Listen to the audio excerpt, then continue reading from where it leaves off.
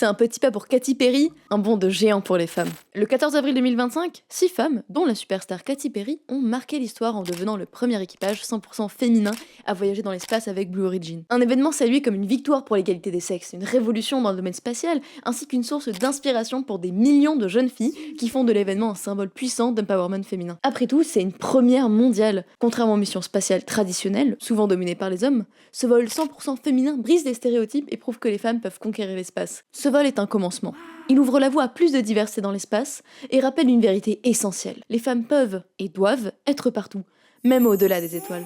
Et pourtant, ce que je viens de vous raconter est faux. Enfin, c'est surtout le point de vue construit par les médias mainstream. Sauf que cette approche distrayante vous a empêché de penser les aspects sociaux, économiques, écologiques et politiques de la question, avec une conquête spatiale qui est présentée ici comme inévitable et surtout féministe. Et ça, c'est la construction d'un mythe. Construction d'un mythe qui part pourtant d'un simple coup de com' de la part de Bezos. Nous allons donc analyser ensemble comment le traitement médiatique du voyage orbital de Katy Perry avec Blue Origin montre la façon dont la construction d'un mythe peut servir à dépolitiser une situation controversée.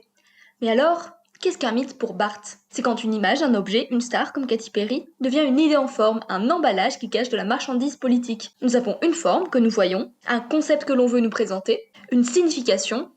Katy Perry, pionnière du féminisme spatial. Bart explique que cette recette a deux conséquences, désigner et imposer. Faire croire que c'est naturel, innocent et inévitable.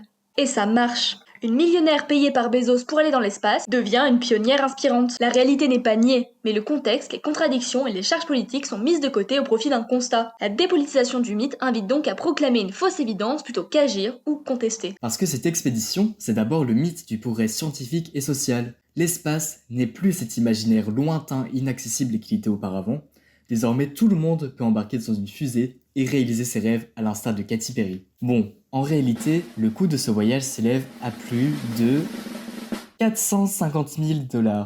Il s'agit donc bien d'un coup de com' de la part d'ultra riches qui souhaitent redorer leur blason. Le réel n'est pas effacé par la naturalisation du mythe, mais il est extrait de tout contexte socio-historique, notamment en négligeant la première femme à être allée dans l'espace 60 ans auparavant, Valentina Tereshkova. Et puis, il y a le mythe écologiste omniprésent dans cette mise en scène. Katy Perry, en apesanteur, brandit une petite marguerite avant de faire un bisou à la Terre depuis sa fusée. Sauf que ce bisou, c'est pour s'excuser des 89 tonnes de CO2 générées en seulement 11 minutes. Et à côté de ça, il y a notre gentil philanthrope Jeff qui réalise nos rêves pour mieux privatiser l'espace et détourner l'opinion publique de détails comme l'évasion fiscale ou bien le mauvais traitement des employés. Bref, un joli conte de fées moderne où l'on fait croire que la libération passe par une fusée, que l'écologie est compatible avec le tourisme spatial et que Jeff Bezos est quand même un gars sacrément sympa.